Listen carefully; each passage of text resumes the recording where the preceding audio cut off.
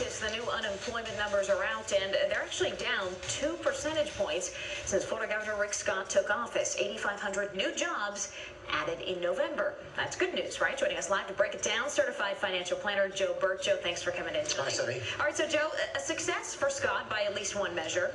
Well, it's really not a success. If you look at the underlying numbers, what's really happened, you have a lot more folks that are looking for work, so that's what draws down the unemployment numbers. And in fact, we have a lot of folks that are frankly underemployed or working a couple of jobs part-time. So it's a good psychological number, but it really doesn't tell the whole story. His goal, Joe, was to get 700,000 jobs over the course of 7 years. That was his campaign promise. At this rate, is that possible? I don't think so. And it's really not just Florida, it's the entire economy. We've got a malaise going on. And as I've said before, until we get this housing crisis turned around, it's going to be a long, slow drag. And the report that came out noted, Joe, that government jobs were going away, that the private sector was benefiting most. Is that an entirely good thing to see that number of government jobs fall off the map?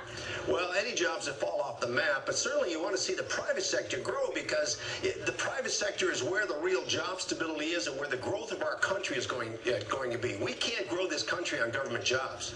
Do you think, Joe, that by the end of his term we'll see any more significant improvement? I know you said it's really tied into the housing market, but anything else that he can do to deliver on that promise? I think the best thing to do is to get rid of a lot of the not litigation, but the regulation that we have in this, not only in the state, but in this country, to encourage jobs, because to get a small business started today, it's an absolute nightmare, and that's across the board. Are there any fields, Joe, that you think that you're seeing that are hiring more in the private sector than others? Well, you've got the medical field, you've got the technical field, and that's where the jobs are, but unfortunately our workforce isn't trained for it. Okay, well, here's to hoping things continue to turn around. Let's hope for a better 2012. Absolutely. Joe, thank you so much for coming. My pleasure, Sonny.